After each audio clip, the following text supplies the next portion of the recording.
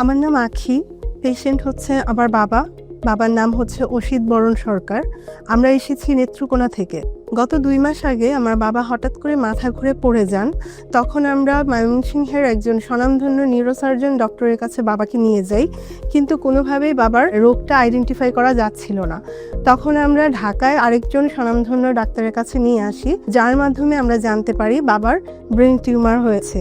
তখন আমার এক আত্মীয়র মারফত আমি ডক্টর মোহাম্মদ ইসমে আজম জিকু স্যারের কথা জানতে পারি এবং ওনার কাছে নিয়ে আসি বাবাকে। তারপর জিকু স্যার আমাদেরকে আশ্বস্ত করেন যে বাবার এই ব্রেন টিউমারটি সার্জারির মাধ্যমে অপসারণ করা সম্ভব, এবং ওনার কথায় আশ্বস্ত হয়ে আমরা সিদ্ধান্ত নিই বাবার অপারেশন করানোর জন্য। ঈশ্বরের কৃপায় আমার বাবা এখন সম্পূর্ণ সুস্থ এবং ভালো আছেন। জিকু স্যারকে অসংখ্য ধন্যবাদ যে উনি এত বড় একটা সিদ্ধান্ত নিয়েছেন এবং সাকসেসফুলি বাবার অপারেশনটা হয়েছে। আসসালামু আলাইকুম, আমি doctor Isme Azam Ziko, neurosurgeon, united hospital limited. আর আমি Mohammad Hosne Mobarak, consultant anaesthesiologist as a neuro anaesthetist. আমরা যে রোগীটার ব্যাপারে কথা বলতে আসছি, মিস্টার অসিত বরণ চৌধুরী, উনি একজন এজেড পেশেন্ট ছিলেন এবং তার বয়স ছিল 66। তিনি অনেকগুলো কোমরবিডিটির সাথে একটা ব্রেন টিউমার নিয়ে আমাদের কাছে আসে এবং তার জ্ঞানের মাত্রা ছিল কম। জ্ঞানের মাত্রা আমরা সাধারণত বলি GCS 15 বলি, কিন্তু ওনার GCS ছিল 12।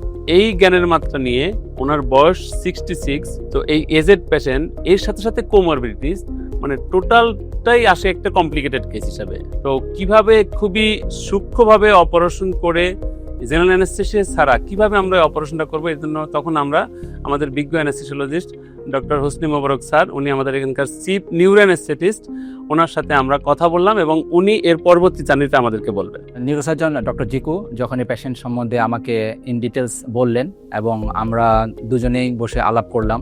আলাপ করে আমরা চিন্তা করলাম যে জেনারেল অ্যানেস্থেসিয়াটা ওনার জন্য আসলে একটু ঝুঁকিপূর্ণ হয়ে যায় এবং এই পেশেন্টটাকে একটা সার্টেন পিরিয়ড আমরা আইসিইউতে রাখতে হবে, ভেন্টিলেটর রাখতে হবে।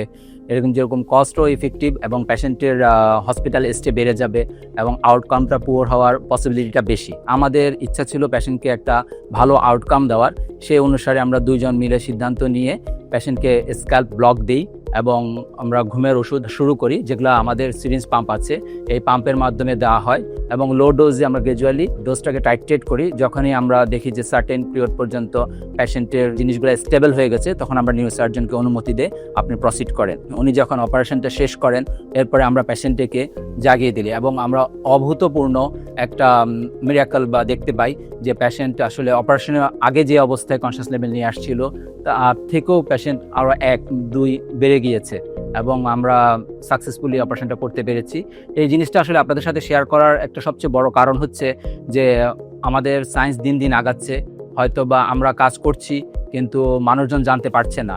আমরা আসলে মানুষজনকে সেবা দেওয়ার জন্যই আমরা তাদেরকে বেশি বেশি করে এগুলো প্রচার করতে চাই। আপনারা আসুন, সেবা নিন এবং ভালো থাকুন, সুস্থ থাকুন।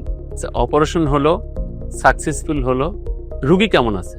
রুগী এখন সবার সাথে কমিউনিকেট করছে, তার পরিবারের সবাইকে সে চিনতে পারছে, তার ডান পাশের শক্তি যেটা কমে গেছিল সেটা আস্তে আস্তে ফেরত আসছে এবং সে স্বাভাবিক মানুষের দিকেই আগাচ্ছে। তো মাইক্রো সার্জারি, দক্ষ হাতে দক্ষ সার্জারি, দক্ষ অ্যানেস্থেসিয়ার মাধ্যমে কোনো রকমের জেনারেল অ্যানেস্থেসিয়া ছাড়া শুধুমাত্র লোকাল অ্যানেস্থেসিয়া উইথ সিডেশন করে আমরা যে সফলতা অর্জন করছি, এটা অভূতপূর্ব।